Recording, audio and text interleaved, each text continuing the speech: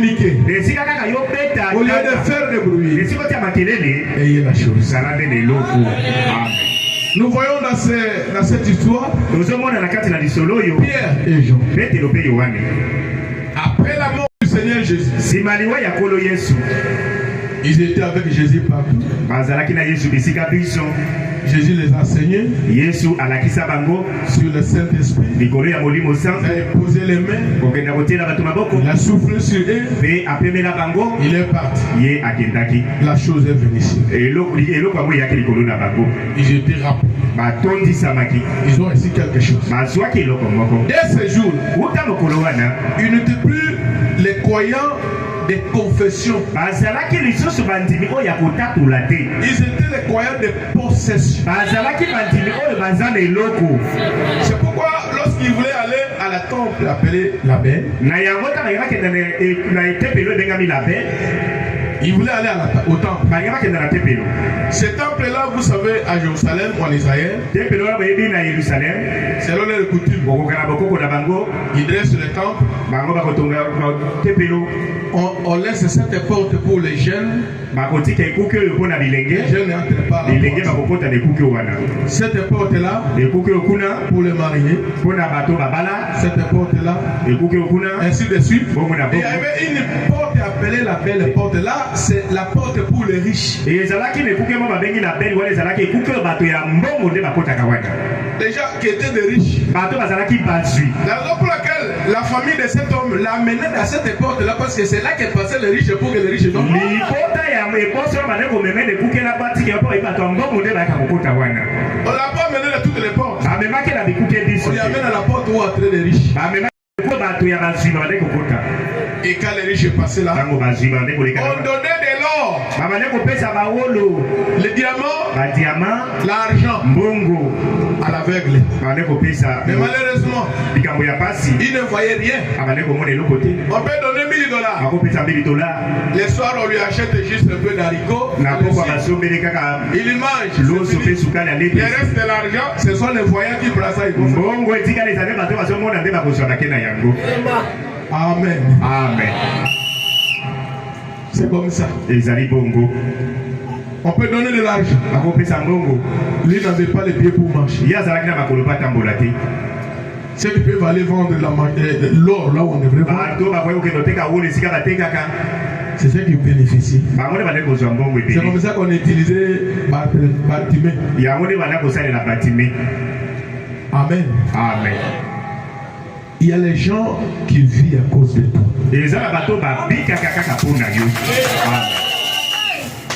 Il y a les gens qui vivent à cause de toi. Tu es en train de faire vivre les gens sans que tu le saches. Dieu t'a appelé. Il a ouvert sa porte. Il t'a donné toutes choses. Mais le diable t'a lié. Il t'a rendu estropié. Tu ne sais pas avancer. Tu cries, Dieu te donne l'argent, le diable vient, il prend. Tu cries, Dieu donne le travail, le diable vient. On est en train de t'utiliser dans la société. Et les sociétés que tu sois dans cet état, ils vivent à cause de toi.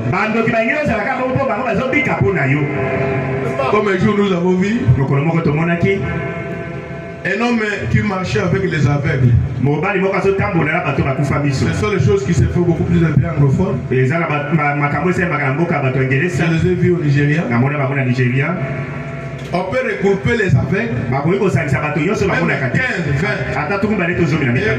On fait comme un né au Niger. Et il y a le chef des aveugles qui les conduit. Il est devant les aveugles derrière. Aider les pauvres. Aider les pauvres. Et les gens de la bonne foi donnent. On donne beaucoup d'argent. Mais le soir, l'homme va compter. $300. Il fait ses projets, lui construit des maisons. Il envoie ses enfants à l'école et tout ça. Et les pauvres aveugles, on les acheter un sac de riz et quelques chenilles. Et on prépare pour eux. C'est tout, ils ne voient pas, ils ne connaissent pas ça. Alors c'est devenu le business, c'est pour ceux qui connaissent. Les gens pouvaient aller commencer à chercher les aveugles, les patrons. Nous encadrons les aveugles, nous avons l'ONG pour encadrer les aveugles. Or, il vit derrière les aveugles. Mais un jour, pendant que les chefs des aveugles marchaient avec les aveugles, c'était un mauvais jour pour lui. On a rencontré un homme de Dieu avec la Bible. Quand il est pas comme ça, l'Esprit du Seigneur descend sur lui. Délivre ces gens. Il est voir. Il dit au conducteur, au chef de corvée des aveugles, il dit arrête. Quand il s'arrête, il dit Dieu va délivrer ces gens. Qu'est-ce que tu vas faire? Je veux prier. Il voyait comme Michel Blanc. Il prononce une parole. Tous les aveugles. Pendant que les aveugles sortent de la joie, l'homme a commencé à pleurer. Il attaque au pasteur. C'est comme ça que vous dérangez la vie des gens. Qu'est-ce qu'il doit faire? Il a arrêté le projet. Les aveugles étaient contents. Le soir, il rentre chez lui. Triste. Sa femme dit mais quoi? Aujourd'hui, ça ne va pas. Là, ils sont par terre. Tous les aveugles ont ouvert la porte. Je ne sais pas comment vivre. Et sa femme et lui ont commencé à pleurer. Que les sorciers qui t'avaient retenu pleurent ce soir. Les sorciers qui gardaient ta vie doivent pleurer ce soir. Amen. Amen. Parce que Dieu ne t'a pas créé pour que tu sois leur esclave. Alors, quand Pierre marchait, l'homme était là. Il a vu que ces gens qui viennent peuvent me donner quelque chose. Il attendait encore. Aide-moi. Pierre l'a regardé. Il regardait nous bien. Il les a regardés. Et Pierre a dit, je n'ai ni or, ni argent, mais c'est que je. Amen. Verbe avoir. C'est ça l'expérience chrétienne. L'expérience chrétienne, c'est le verbe avoir. Au temps présent. C'est que je. Je te le donne. Donc ils avaient quelque chose. Le message de William Branham nous a amené quelque chose. Il y a quelque chose derrière ce message. Pas seulement les dons spirituels. Pas seulement la musique. Pas seulement la prédication de la parole. Il y a quelque chose qui est plus que ça. Amen. Il y a quelque chose de plus que ça.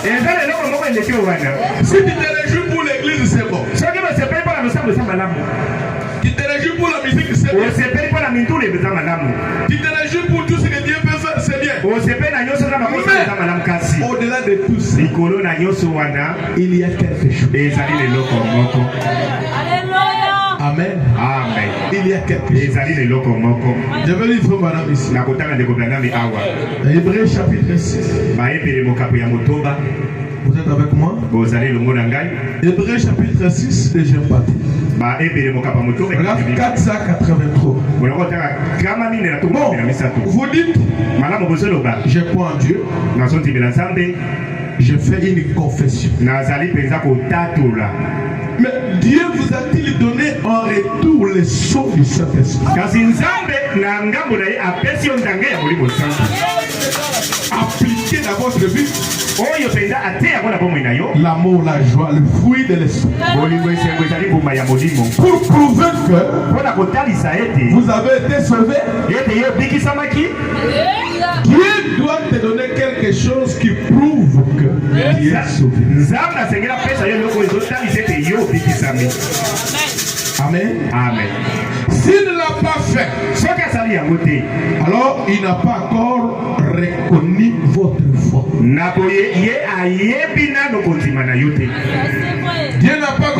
boni votre foi. Ondimo ya yo nzambe nano andimisi yango te.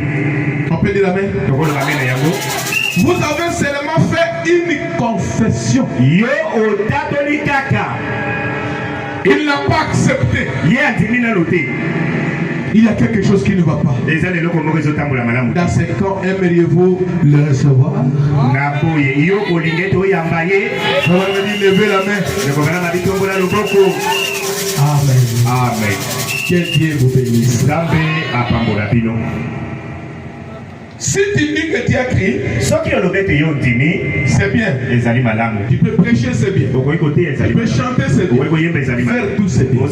Mais il y a quelque chose qui vient de la part de Dieu pour entrer en vous.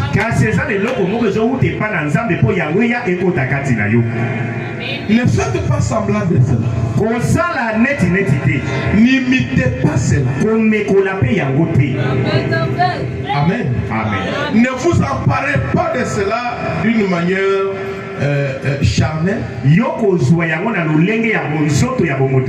Quelque chose doit venir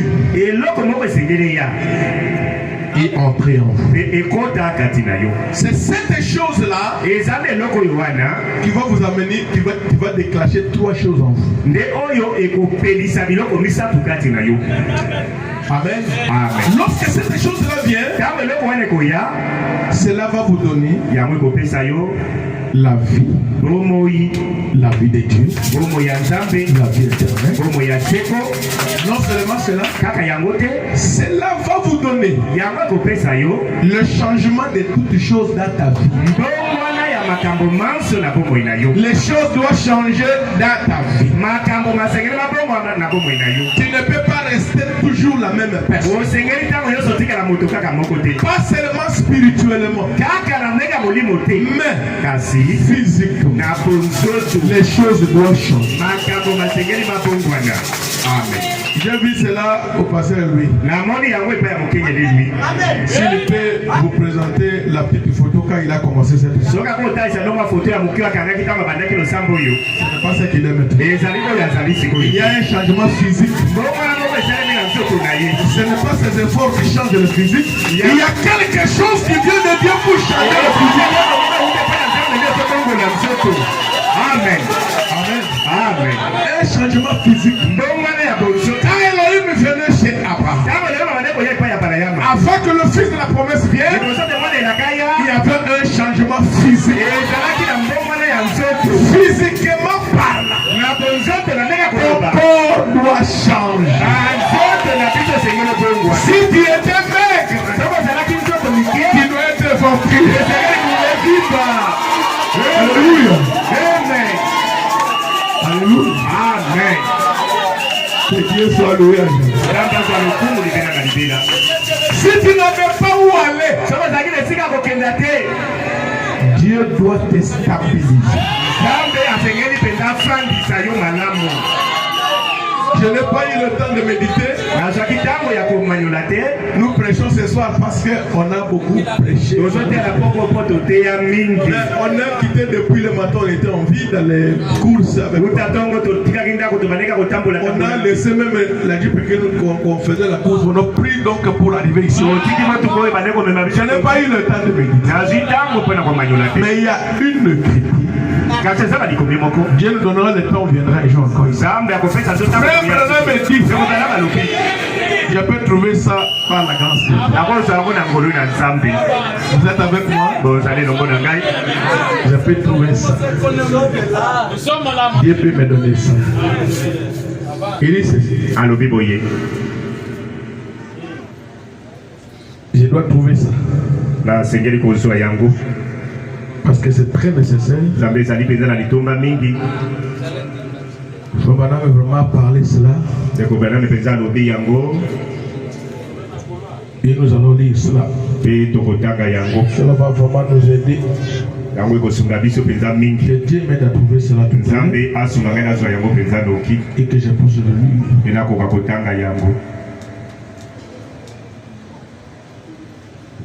Commençons par la session. avant que je trouve l'autre. Le dessein de Dieu, je lis dans les maladies et les afflictions.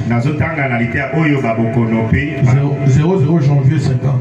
Le dessein de Dieu n'était pas, paragraphe 41. Le dessein de Dieu n'était pas que vous tombiez malade. Papa m'a donné le témoignage de cet homme était maladif. On ne savait pas qu'il peut vivre encore jusqu'aujourd'hui. Mais écoutez cette écriture. Le dessein de Dieu n'était pas que vous tombiez malade. Dieu vous a créé à son image. Il veut que vous soyez en bonne santé. Amen. Il y a quelque chose qui doit changer le physique. S'il y avait une maladie qui t'avait condamné, toujours malade, cette maladie doit partir. Amen. Amen. Cette maladie doit te quitter. Dieu ne t'a pas créé pour que tu sois abonné à l'hôpital. On y perd tous les médecins. On peut tomber malade, bien sûr. Mais tu ne seras pas un maladie. Une maladie. Non. Dieu ne vous a pas créé pour être ça. Amen. Amen. Il vous a créé à son image. Vous êtes à l'image de Dieu, n'est-ce pas? Avez-vous vu dans la Bible là où le Seigneur était à l'hôpital malade? Il veut que vous soyez en bonne santé. Ça c'est la volonté de Dieu. Dieu veut que vous soyez en bonne santé. Qui peut effacer ce que Dieu a écrit? Ce qui est écrit est écrit. Ça c'est Dieu qui dit qu'il veut vous voir en bonne santé. Alors quiconque veut te retenir dans le lit de l'hôpital, il doit échouer parce que Dieu ne veut pas ça. Dieu ne veut pas ça. Dans ce cas, si celui qui te garde malade est plus grand que celui qui t'a créé, ok. Mais si Dieu est au-dessus de tout, que cette maladie te libère. Amen. Tu dois servir le Seigneur à bonne santé. Amen. Amen. Amen. Amen. Il dit ceci.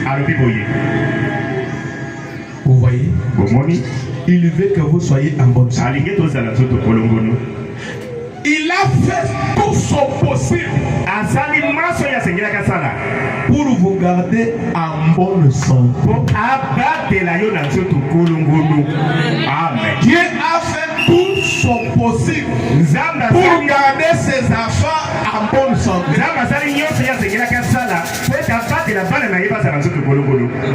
Alors qui se trompe à te garder malade tous les jours? Vous êtes avec moi? Celui qui se trompe va se détromper. Paragraphe 13. L'expectative. C'est pareil avec beaucoup de membres d'église. Ils disent Dieu m'a sauvé. Dieu m'a sauvé du péché. Certainement. Eh bien, le Dieu qui vous a sauvé du péché peut vous donner le bonheur, la paix, la joie et guérir votre corps et vous arriver dans la gloire. Est-ce qu'il y a un frère qui m'a bien suivi? Est-ce qu'il y a quelqu'un qui a compris ça? Ici, c'est mal de nous dire que nous ne venons pas à l'église seulement pour aller au ciel. Non, nous ici, c'est le spirituel. Voyez, aller au ciel, frère. Mais nous irons au ciel. Mais Dieu savait qu'on vivrait sur la terre. Sur la terre, il faut manger. Il faut boire. Trouver la maison pour dormir. Pour les moyens de transport. Tout ça, vous allez le mettre où? C'est pourquoi Abraham me dit, le même Dieu qui vous a sauvé là ne s'arrête pas seulement au salut. Il ne s'est pas arrêté seulement sur le salut. Il ne s'arrête pas seulement sur le baptême du Saint-Esprit. Mais le même Dieu qui vous a sauvé vous donne le bonheur, vous donne la paix, il vous donne ta parcelle, il vous donne ton véhicule, il te donne le mariage, il te donne l'argent, il ouvre la porte des voyages, parce que nous sommes sur la terre.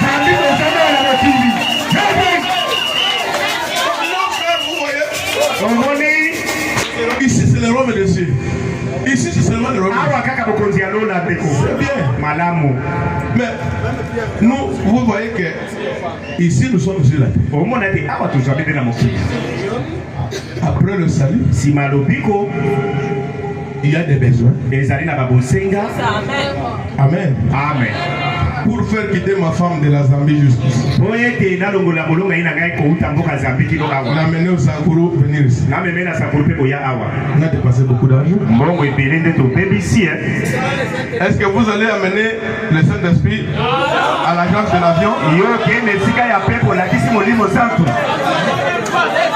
C'est pourquoi Branham me dit, le Dieu qui vous a donné le Saint-Esprit va vous donner aussi l'argent. Amen. Amen. Ne vous arrêtez pas seulement sur le Saint-Esprit. Le Saint-Esprit, c'est Dieu, c'est bon. Il est venu pour changer les choses. C'est Branham dit. Dans ce temps où nous vivons, nous voulons voir beaucoup de choses changer. Que la maladie se change à la bonne santé. Que la pauvreté se change en richesse. Que le célibat se change en rien. Il faut que les choses changent. C'est pourquoi il faut que quelque chose vienne. Le Saint-Esprit est venu pour ouvrir le port. Là où tu ne peux pas aller seul, le Saint-Esprit t'amène. Là où tu es court, le Saint-Esprit est géant. Là où ta main ne touche pas, la main de Dieu va toucher. Là où tes yeux ne vont pas, les yeux de Dieu vont pas. Là où tes pieds n'arrivent pas, le pied de Dieu arrivera pour toi. Amen. Amen. Amen. Dieu qui nous a donné le salut, il peut aussi nous donner le bonheur. Amen. La paix. Amen. Amen. C'est pourquoi Pierre avait rencontré Christ. Christ ne lui a pas laissé m'inviter.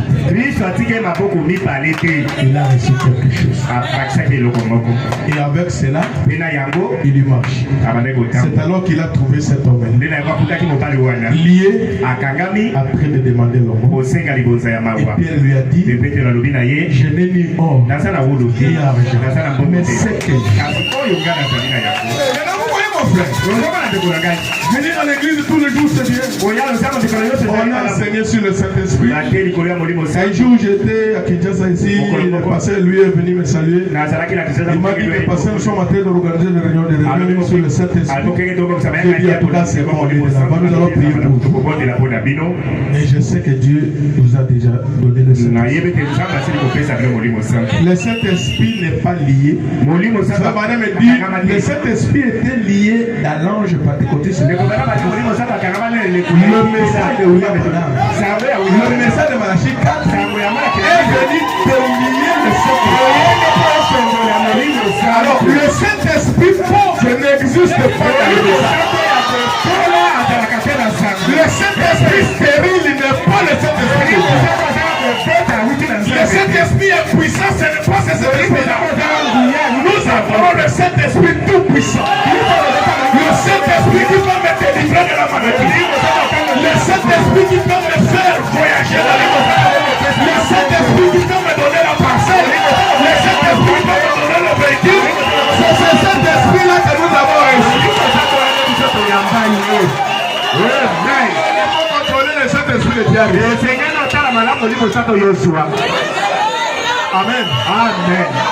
Il y a les gens il y a les églises, je ne sais pas si les églises sont ici à Kinshasa. Je ne sais pas si les églises sont ici. Les églises de Malemba. Notre Saint-Esprit n'est pas le Saint-Esprit de Malemba. Le Saint-Esprit s'éteint dans les feux.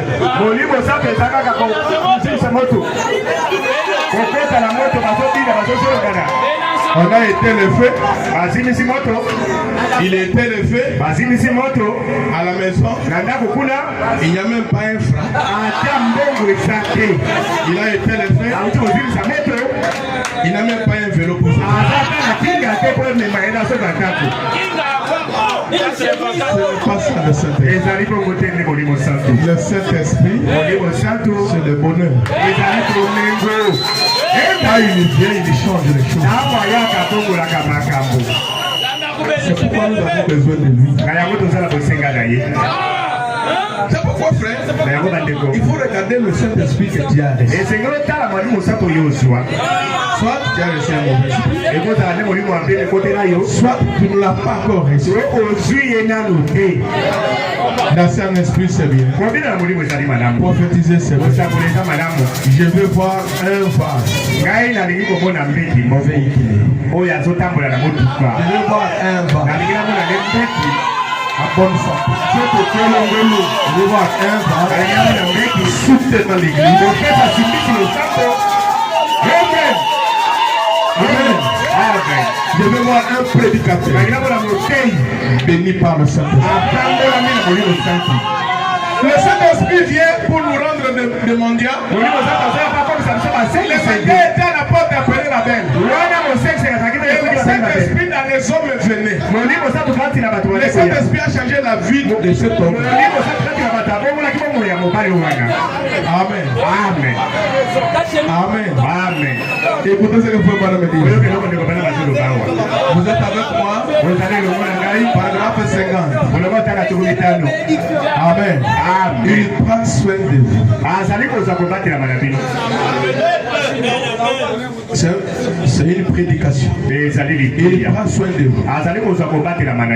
Le 1er mars 1960. L'homme prend des raccourcis.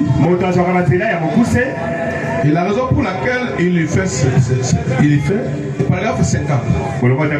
Et la raison pour laquelle il le fait, c'est parce que Dieu, quand il a créé l'homme, il ne l'a pas fait pour qu'il fasse cela. Il a créé l'homme. J'ai sauté quelque chose ici. L'homme prend des raccourcis. Et la raison pour laquelle il le fait, c'est Dieu, quand il a créé l'homme, il ne l'a pas créé pour qu'il fasse ça. Amen. Amen. Dieu ne nous a pas créé pour prendre des raccourcis. Non. Il y a la voie pourvue par Dieu. Si tu es une jeune fille, ne prends pas de raccourcis. Pour ton mariage, ne prends pas de voie raccourcie. Attends, Dieu va t'honorer. Jeune homme, ne prends pas de raccourcis. Tu vas prendre ta prostituée du quartier, tu l'amènes ici. Quelques jours après, on le baptise. Tu le prends. Qui est en train de tromper le Saint-Esprit? Cette relation n'a pas commencé aujourd'hui. C'est ce que vous avez. Ce sont des raccourcis. N'allez pas consulter les devins. On a vraiment avec tout ce que je vois. Les mâles c'est tuer les gens. Les mâles c'est tuer les gens. Mais les gris pour juste.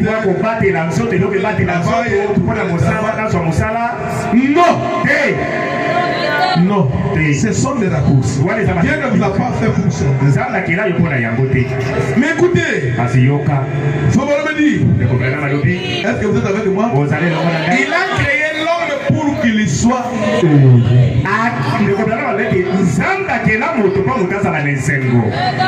Est-ce que tu as la joie? Tu pleures le matin. Le soir, c'est comme si tu essaies de rire. Tu essaies de rire le soir. Le matin, tu continues à rire. Dieu dit dans la Bible, avec moi sont la gloire, les richesses et les biens durables. Les biens durables. Quand Dieu te donne quelque chose, c'est durable.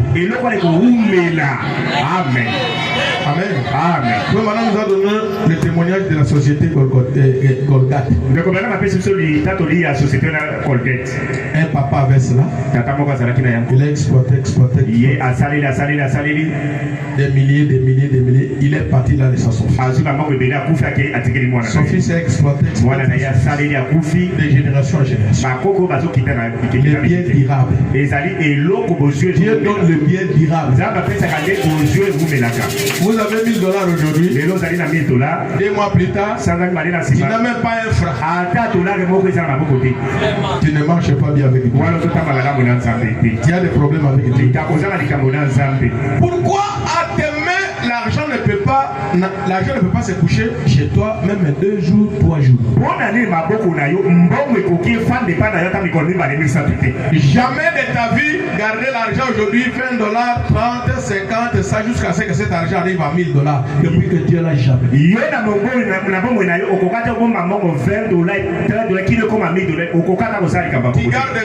aujourd'hui, tu gardes 50, les jours que ça arrive à $100, il y a un problème de transfusion, les enfants, tout ça, il faut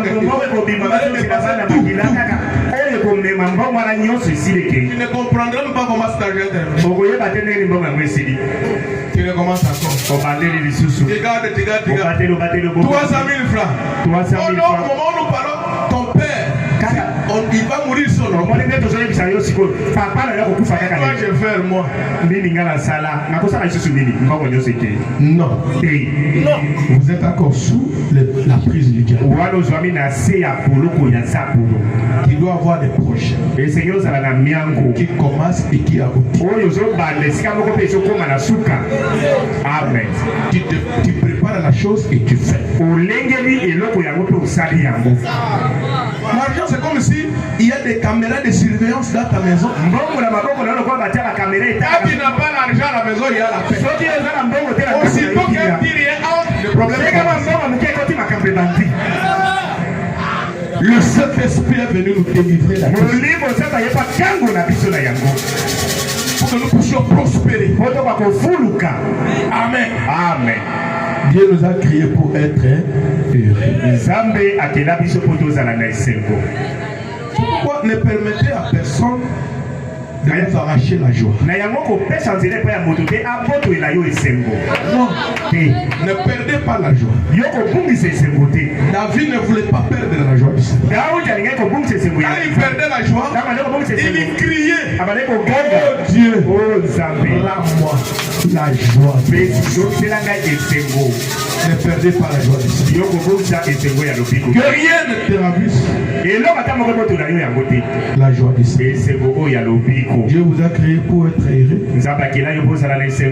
pour qu'il soit satisfait. Dieu vous a créé pour que vous soyez satisfait. Pour qu'il soit consolé. Consoler l'homme. Dieu ne veut pas que ses enfants soient mal à l'aise.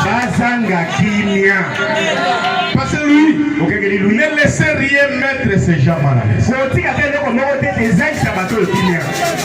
Aucun prédicateur, aucun croyant, un faux croyant, troubler ces gens de mettre mal à l'aise. Non, arrêtez.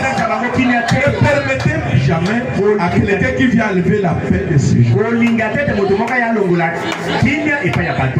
Dieu ne veut pas que ses enfants soient mal à l'aise.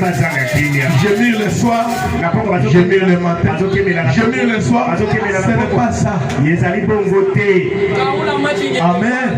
Ce n'est pas ça la volonté de Dieu. Ce n'est pas la volonté de Dieu. Oui, nous croyons que les épreuves existent. Mais la Bible dit Dieu ne peut pas donner les tests ou les épreuves au-delà de notre.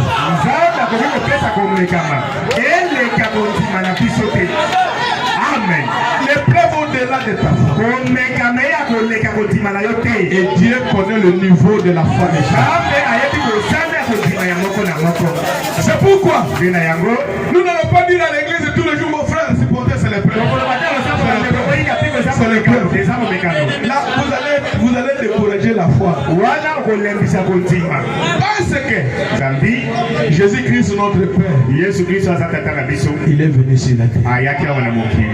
Dans la chair humaine. Lui-même, Dieu le Créateur. Avez-vous observé combien de jours, combien d'années il est passé dans l'épreuve?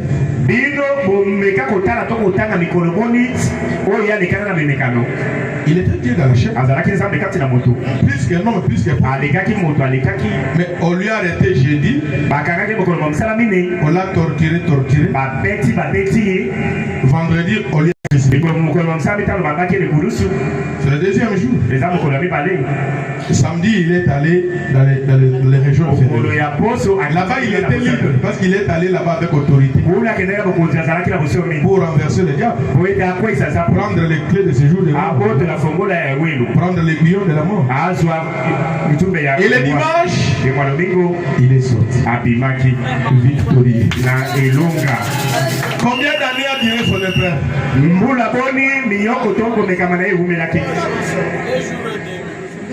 Jeudi, vendredi, on peut dire même samedi. Et le dimanche, on écoute parce que c'est le dimanche, il est sorti directement à 5 heures. Il est sorti à 5 heures. Avant que le soleil se lève, il était déjà sorti. 3 jours. Mon Dieu a fait 3 jours. Mais yo, Kacha, ukwenda mujifunyama mwe prêt. Mamukule na mwe prêt de Nicole. Quand na libumu ya mama toujours ba prêt. Mama azanga ki atakushi. Azangi mafuta azangi nyonso non eza ba preuve les maman marquait tout préparé même la lettre qui disait et maman commençait à dire que non et les gens du village venaient dire au maman bon il y a d'autres enfants quand il vient comme ça il vient avec des sécheresses et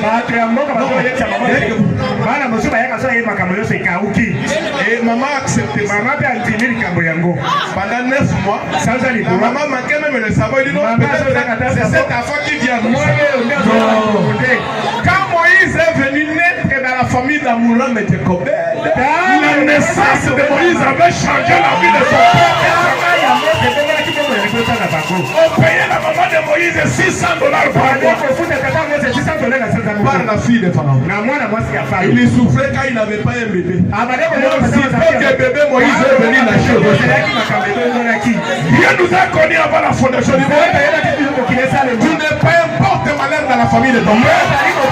Tu as une bénédiction qui est venue dans cette famille. Les 9 mois, il était toujours la maman dans l'épreuve. Papa va pour creuser le diamant. Il veut aller travailler là-bas. Maman avait fermé les chats. Et cette année-là, pendant que tu étais dans la grossesse, ça n'a pas tenu dans les chats. Les insectes qui ont mangé les arachides. Et maman dit que tout le chat était détruit. Maman le bien la mobimbe baby sami. Maman commence à dire que les sorciers sont allés à goûter le chien. Maman le bien ando qui va ke kolokela. Et c'est sous ces conditions-là que tu es né. Na lolenga bongo de yobota mana yango. Dans l'épreuve. Na mimekano. Tu as grandi. Okoli. On n'a pas eu l'argent de t'envoyer même à l'école. Bongo atabatangi sayo ezalite kaka mimekano. Tu as grandi dans l'épreuve. Okoli katra mimekano. Tu commences à étudier. Obandi pe kotanga kaka mimekano. Tu viens d'entrer dans le mariage. Oye kobala. Les épreuves continuent. Mimekano nezo koba. Tu vas maintenant avoir des enfants à cause des épreuves. Okobota bana kaka mimekano. Donc toute ta génération est l'épreuve. Chaque chose a son temps. Il y a un temps pour toute chose. Il y a un temps pour naître. Un temps pour mourir. Un temps pour pleurer. Un temps pour rire. Il n'y a pas les épreuves perpétuelles. Il n'y a pas les épreuves éternelles. Il ne faut pas qu'ils aient réception de tout ce que le diable vous donne. Il faut refuser. Le cadeau qui ne vient pas de Dieu. Refusez cela. Refusez cela. C'est pourquoi nous aimons beaucoup la prière. Oui, la prière. Qu'est-ce que je dois faire? Ce n'est pas la prière que nous avons vue à l'OGG là-bas avec le papa, on est parti. Les jeunes qui sont venus là-bas, ce sont des jeunes prédicateurs dénominationnels. Ils arrivent, ils ont pris la place à côté de moi là, j'étais. Avec papa Cédé. L'autre commence. Maintenant,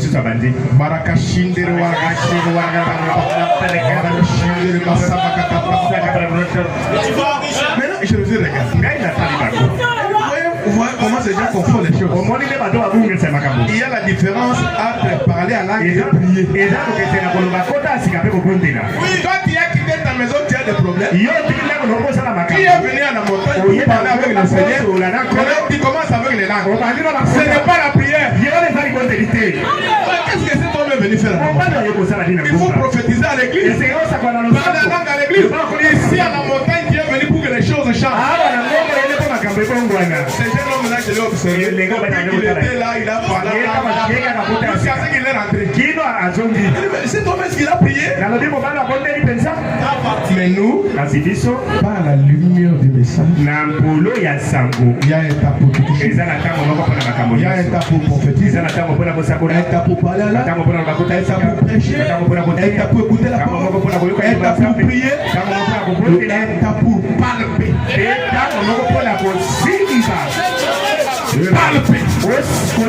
La bénédiction ne restera pas toujours dans les visions et dans les songes. Ta bénédiction ne restera pas toujours dans la prophétie. Cela doit être réel. Amen. Amen. Tu dois avoir quelque chose. Tu dois changer le cours de ta vie. Amen. Amen. Dieu nous a envoyé la chose. Le glorieux Saint-Esprit, il est venu pour changer les choses. Si les choses ne changent pas chez vous, examinez bien les choses. C'est pourquoi frère m'a dit, peut-être c'est ce que nous avons manqué.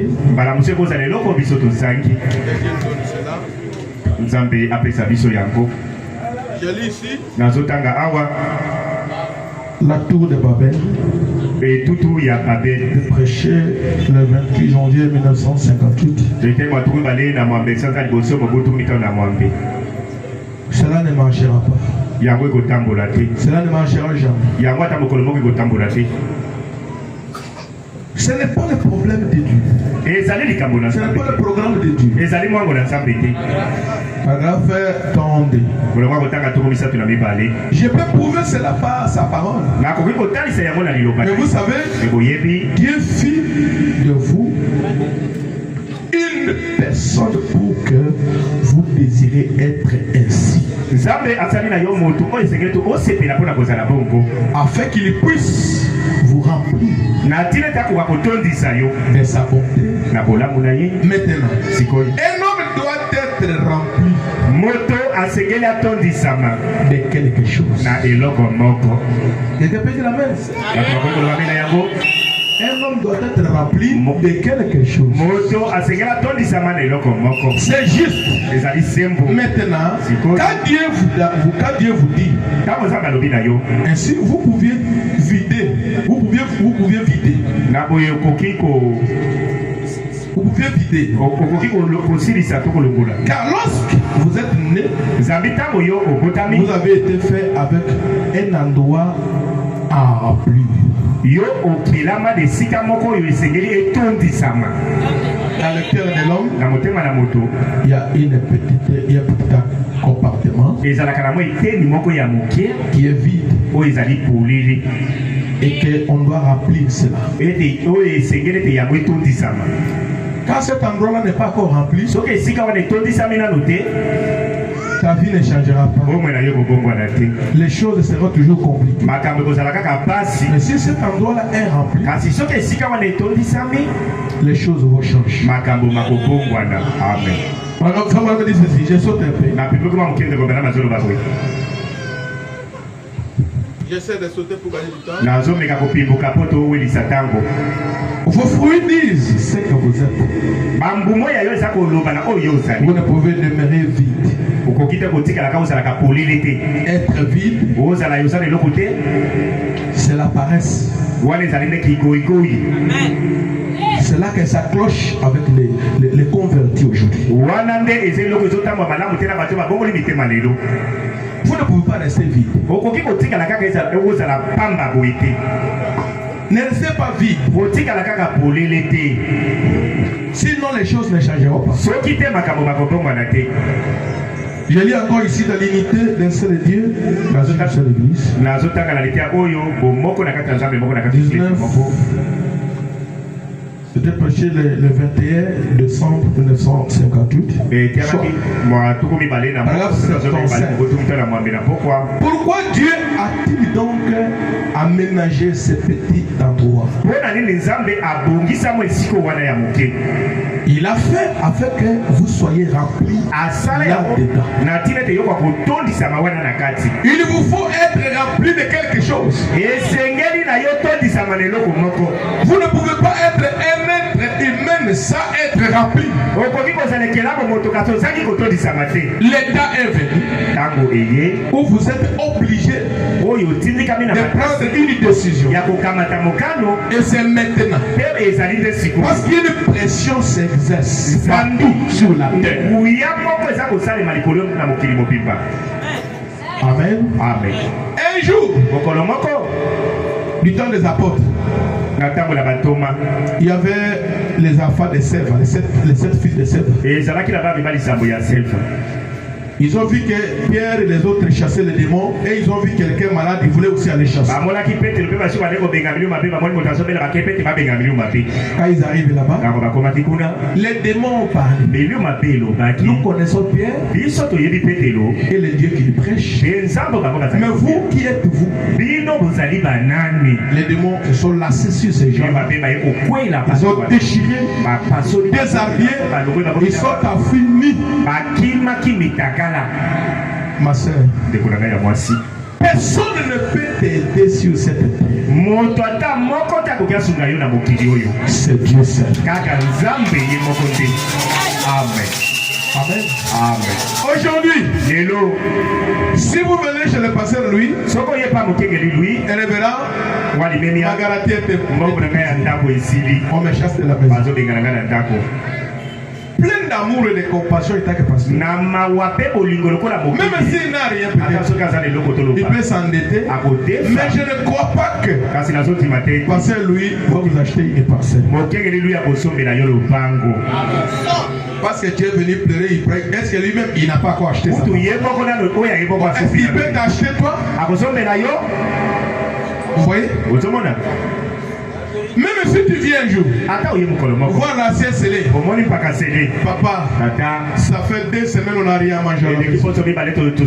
Mes enfants souffrent. plein de compassion et d'amour. Il va parler à Maman Sarah. Faisons quelque chose pour cette famille. On ne vous donnera pas la provision d'un mois. On peut vous aider avec la nourriture de 2 jours. D'abord, ça vraiment, aller aussi vraiment Dieu va agir. La nourriture de 2 jours. Mais d'autres jours, comment tu vas faire? La Bible déclare: le secours d'un homme n'est que vanité. Maudit soit l'homme qui se confie à l'homme. David disait: je lève mes yeux vers le ciel. D'où vient mon secours? Mon secours me vient de Dieu. Ne compte sur personne. Ne compte sur personne. Fais à Jésus-Christ ta confiance. Ésaïe 46. Le temps nous manque, mes bien-aimés. Mais laissez-moi seulement lire même ça. Un jour nous aurons le temps. On peut faire une semaine. Une semaine ici. Et on va bien parler. Aujourd'hui, j'ai eu une petite exhortation pour encourager quelqu'un à chercher quelque chose qui est derrière ces brochures. Derrière ces brochures, il y a quelque chose. Si tu n'as pas compris ce qui sort de ces brochures, il y a une vie qui vient pour changer les choses. Amen. Amen. Ésaïe 46. Je veux que tu écoutes bien cette lecture. Ça, c'est la lettre que Dieu a écrite pour vous. La Bible, c'est la lettre de l'époux à son épouse. Est-ce qu'il y a l'époux de Christ ici? Nous lisons cette lettre pour vous. Écoutez-moi, maison de Jacob. Et vous tous restez la maison d'Israël. Maison de Louis. Maison de Pasteur Louis. Amen. Amen. Vous, le reste de la foi d'Israël. Voyez-vous que vous êtes Israël? Voyez-vous que nous sommes Israël? Alors écoutez. Dieu dit ceci. Vous que j'ai pris à ma charge votre origine.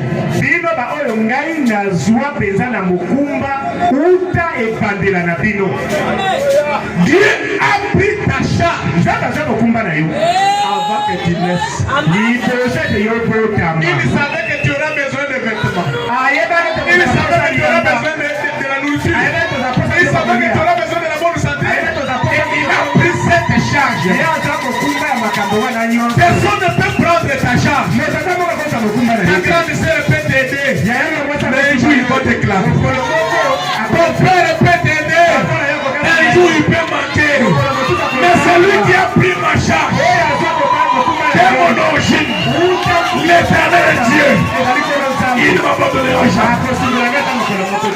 Merci Seigneur Jésus. Il dit ceci. Vous que j'ai pris à ma charge de votre poche. C'est pourquoi frère, ne se moque pas d'un enfant de Dieu. Peu importe ce qu'il est aujourd'hui. Amen. Amen. Zita Rembaki. Zita avait chanté. Kanganga photo. Prends-moi la photo. Kanganga photo les lobes. Vous savez, dans le spectacle, le spectaculaire,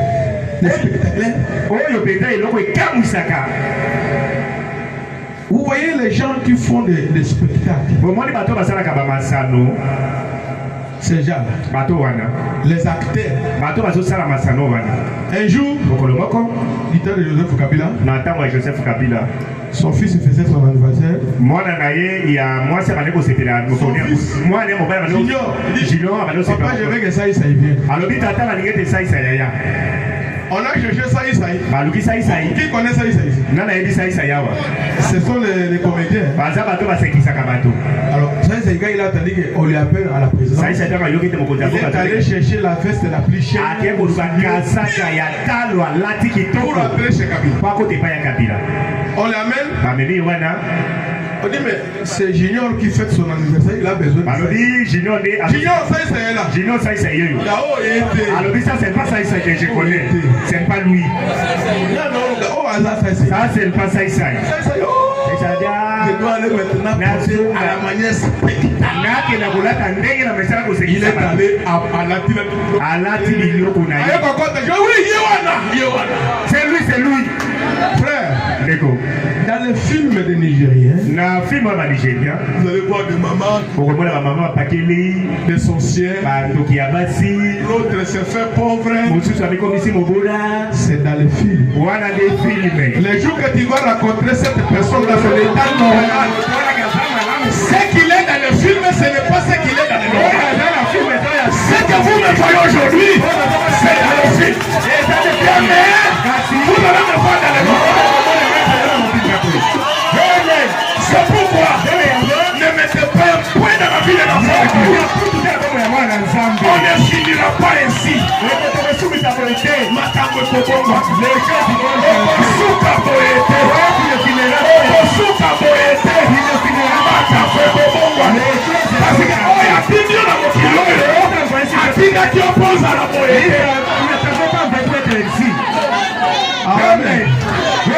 Merci Jésus. Tes ennemis vont regretter. Vous voyez, lorsque Samson était encore petit, sa mère pouvait l'envoyer Samson. Allez m'acheter les bois. Il est fait les maniocs pour moi. Samson va puiser de l'eau pour moi. C'est un héros qui est en train de grandir. Un jour, Samson avait il a détruit des nations. Les Philistins, il était la protection de sa famille. Tu es la protection de ta famille. Tu es un Samson qui est en train de grandir. Je te dis ma soeur, je te dis mon frère, c'est que tu étais à 2000. Ce n'est pas ce que tu es à 2025. Ce que tu seras en 2026, 2027, ce n'est pas ce que tu es ce soir. Personne ne peut se mettre point de ta vie.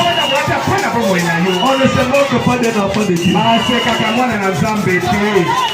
Jamais. Toi qui ne connais pas ton lendemain, ce qui va m'arriver demain. Un jour, j'étais un jeune missionnaire.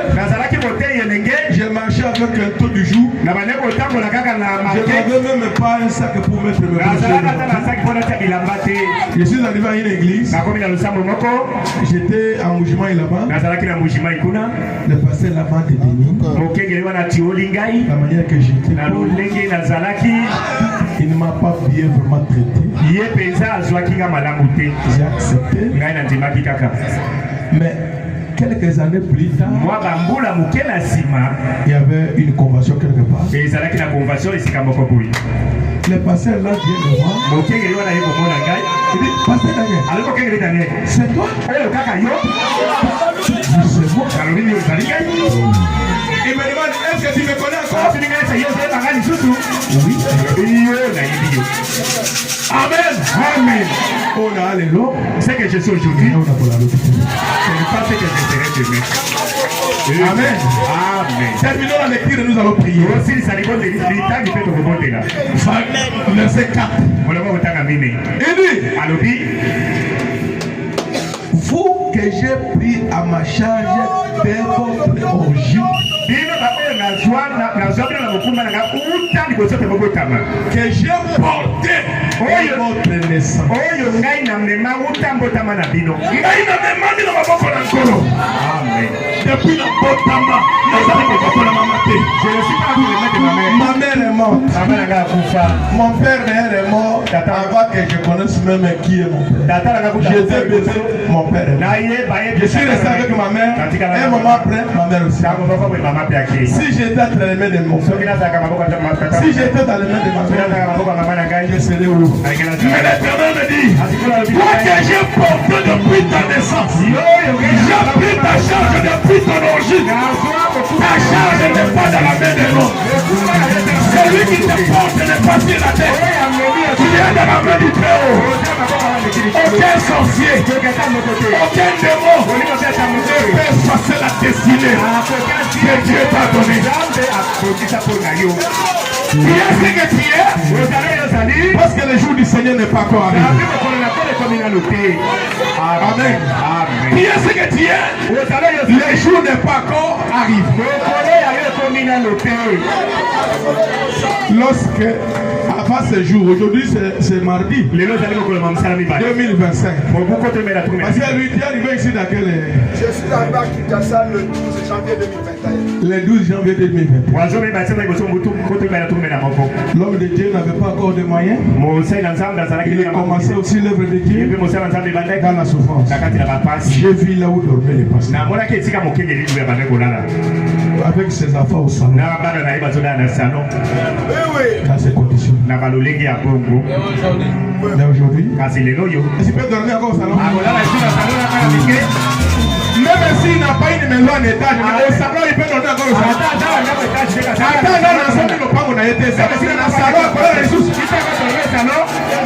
Il a fallu que ce jour arrive pour que lui ne dort plus au salon. Il faut que ce jour arrive. Amen.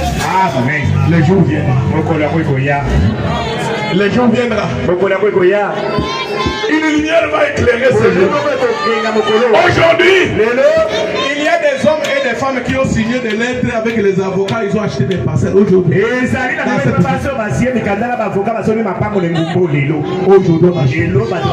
autres ont acheté des véhicules neufs aujourd'hui. Amen. Les autres aujourd'hui, ils sont allés en Amérique. Chaque jour, Dieu bénit ses enfants. Chaque jour suffit sa fête. Vous savez, lorsque nous prenons le corbeil pour prendre l'offrande, nous mettons ici. Nous mettons ici. Qu'est-ce que celui qui est là-bas va dire? Vous m'avez oublié ici derrière. J'ai l'offrande ici. Qui peut le faire? Qui est calme. Qui sait que le corbeil arrivera. Sois calme. Le corbeil du Seigneur est en train de marcher. Ça va arriver là où tu es. Il a dit dans ta parole, l'Éternel est ton Dieu. Ordonnera la bénédiction. Tu ne chercheras pas la bénédiction. Tu ne chercheras pas la bénédiction te cherche. Je me souviens un jour en Angola, un frère rempli du Saint-Esprit, un trafiquant. Il a acheté des diamants, très fidèle à Dieu. Une chose que je vous demande, bien aimé, soyez fidèle à Dieu. Avant qu'il te bénisse, avant qu'il t'élève, sois fidèle. Amen. Restez fidèle. Sois sincère. Ne soyez pas comme ça. Les chrétiens sont allés en bourse. Ils ont attrapé une grosse pierre. Entre eux, il dit, non, ce diamant, nous devons chercher quelqu'un qui peut acheter. Dieu nous a bénis. Ce sont des païens. Ils ont discuté. Où est-ce qu'on peut l'acheter? Les autres disent non, allons voir les blancs. Les dates a dit si nous partons avec ce diamant, je ne peux pas te dire on va nous ravir. Je connais quelqu'un. C'est un branamiste. Ce sont des gens corrects. Maintenant, lui, ce diamant, il va nous acheter. Les autres disent tu as dit vrai. Ils sont allés. Un mercredi. Ils arrivent, c'était à 16h. Je trouve que le comptoir était fermé. Il est allé où? On a demandé au voisinage. Celui-là, c'est un branamiste. Les gens qui vont aller au ciel à pied. Les gens qui ne savent pas chercher l'argent. Ah, il a fermé, il est allé à l'église. Il est allé à l'église. Les chrétiens disent on va aller à l'église. Les diamants quittent la brousse jusqu'au comptoir. Au comptoir jusqu'à l'église. Cherchez qui? Un enfant de Dieu. L'éternel ton Dieu ordonnera la bénédiction d'être avec toi. Ma sœur, Osana Bosenga Koluka Mobali. Il n'a pas besoin de chercher. Zamba Kolongola Ye. Akouta Amérique. Akouta Afrique du Sud. Akouta Lubumbashi. Akouta Wapi. Akoya Awa. Il viendra ici jusqu'ici. Il viendra te chercher ici. Il est arrivé ici, c'est pas ton problème. Il va venir. Akoya Kaka. Les chrétiens arrivent à Brousse, à l'église. Ils ont trouvé les diacres. Est-ce qu'on peut voir tel patron? Vous qui êtes-vous? Nous sommes des chrétiens. Nous avons une brousse. Je veux le chercher. On tient un peu d'abord. Les diacres commencent à coopérer. Les diacres commencent à coopérer. Diacre est allé à l'église. Il a appelé les patrons. Viens. Là dehors, il y a des gens qui vous cherchent avec lui. Quand ils arrivent là-bas, les patrons disent au diacre, tu me cherches pour que... Laissez le téléphone et je dis l'écouter. Tu me cherches pour un diamant, diacre. Moi j'écoute la parole de Dieu et tu viens pour que je sorte. Je laisse la parole pour aller acheter le diamant. Diacre, tu m'as blessé. Vous voyez le comportement d'un enfant de Dieu? Placez Dieu à premier lieu. Ne cédez pas la place de diacre quoi que ce soit. Il a dit diacre, dites à ces gens-là, s'ils ne veulent pas m'attendre jusqu'à la fin de la région, ils aillent vendre leur diamant. Je suis ici pour écouter la parole. Les diacres venaient dire aux chrétiens. Les chrétiens disent, vous voyez, on a à revendre à l'autre personne. Il commence à partir.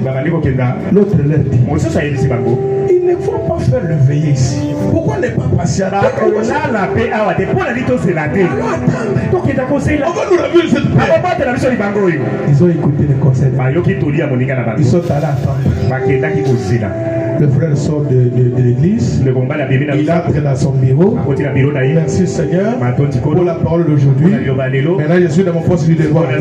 Tu as dit dans ta parole, tu ordonneras la bénédiction d'être avec moi. Maintenant tout ce que tu as préparé, envoie-moi. Il se met au comptoir. Allez les chrétiens. À l'église, je ne sors pas. Vous avez quel problème? On a quand même gardé les diamants. Amenez. Le frère a acheté les diamants. Et depuis ce temps, il est devenu le multimillionnaire. Est-ce qu'il est allé à Brousse chercher les diamants? Est-ce qu'il a corrompu pour avoir ce diamant? Si quand on a passe qu'on corrompt, on peut s'en avoir pour la personne Moussala. Oh, ça peut être. Moussala, il y a eu un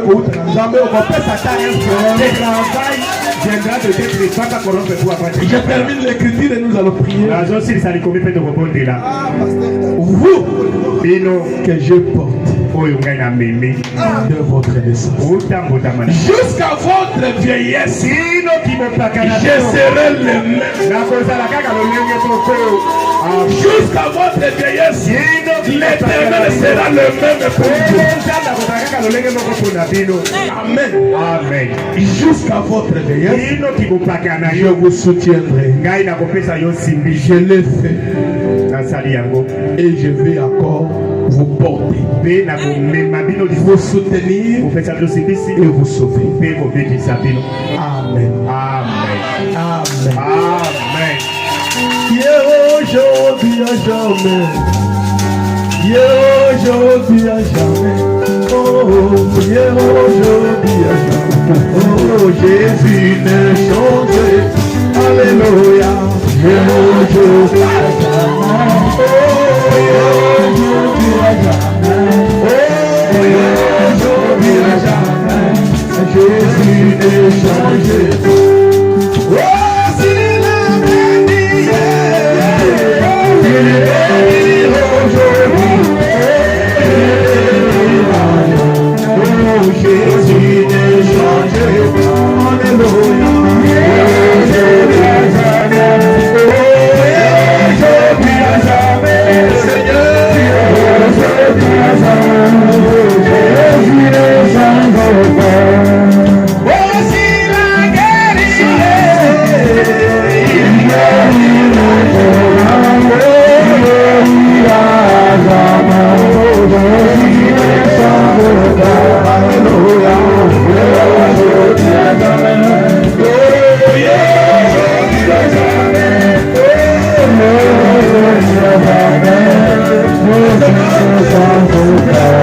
je vais que nous puissions prier. Je vais faire la prière à la fin pour vous. Mais je veux que chacun prie. Tu es un fils de Dieu. Tu es une fille de Dieu. Il y a quelque chose que Dieu t'a envoyé dans ce message. Pour te conduire. Pour te délivrer. Pour te protéger. Pour changer ta vie.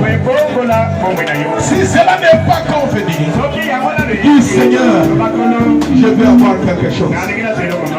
Il y a une vie dans ce message. Il y a une puissance dans ce message. La puissance qui change la vie. Le glorieux Saint-Esprit. Seigneur, souviens-toi de nous. Prions tous ensemble. Jésus ne change pas. Aujourd'hui à jamais. Aujourd'hui à jamais. Aujourd'hui à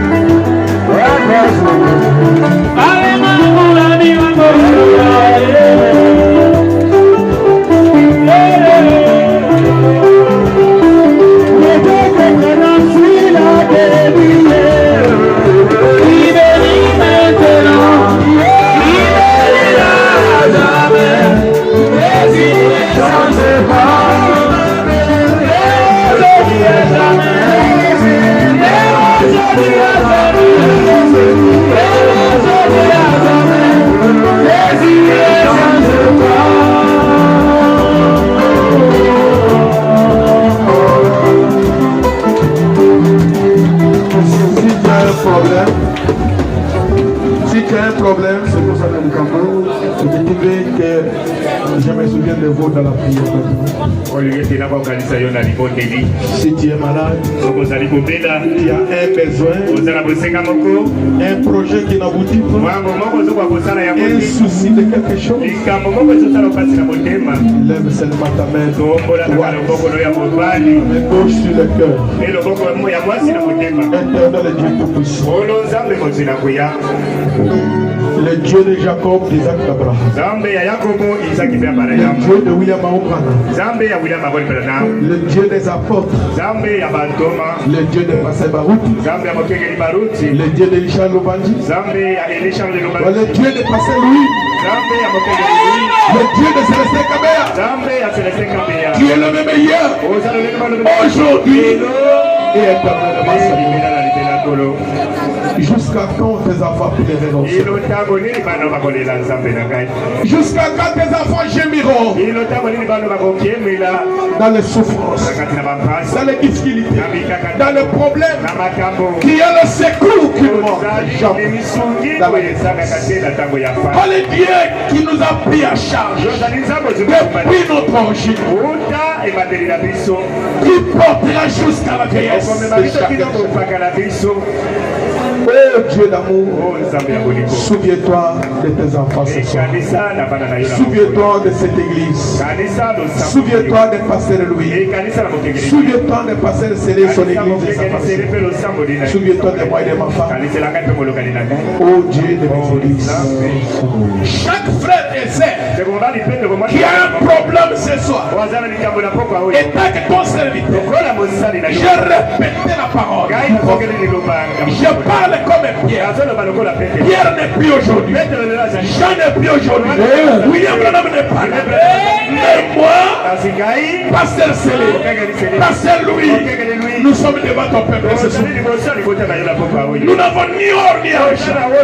Mon nom de Jésus-Christ que je viens de prêcher. Au nom de Jésus-Christ que je viens de prêcher. Que tout celui qui est malade ce soir soit guéri. Au nom de Jésus-Christ. Au nom de Jésus-Christ.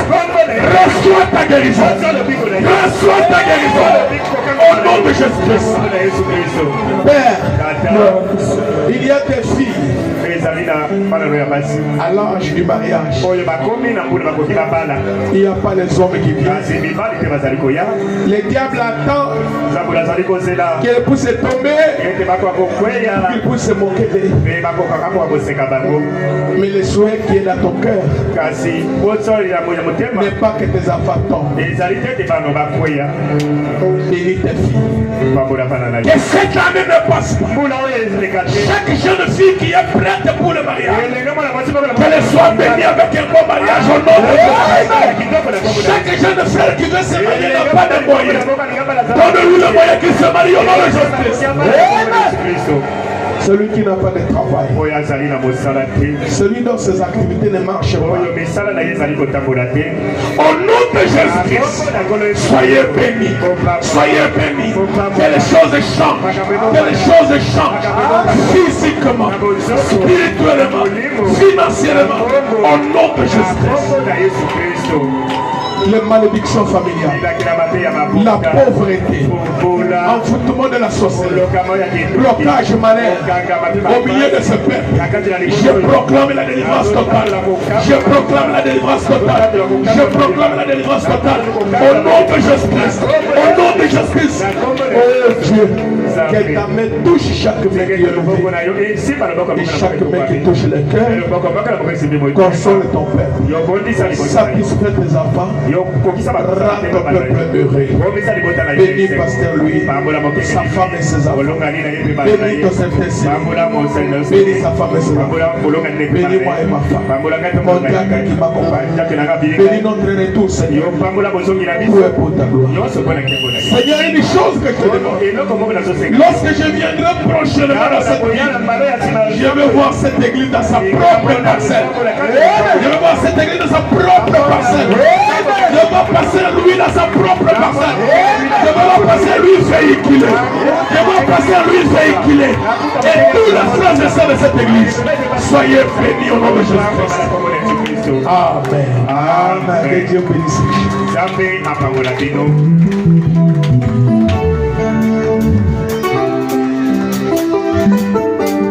Un instant, il y a quelques recommandations de la part du Seigneur.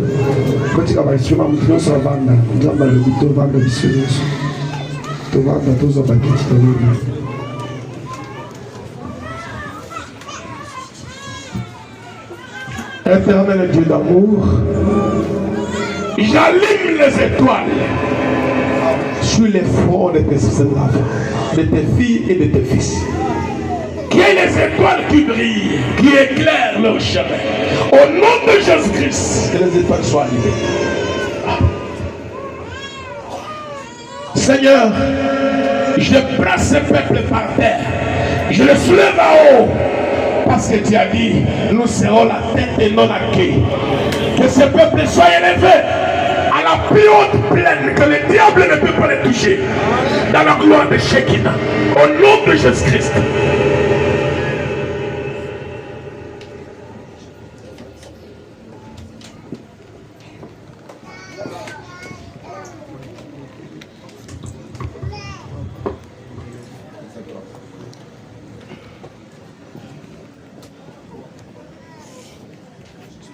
nous élevons ton serviteur. L'élévation ne vient ni de l'Occident ni de l'Orient, mais ça vient de toi. Que cet homme soit connu dans cette ville, dans ce pays, comme un puissant homme de Dieu. Que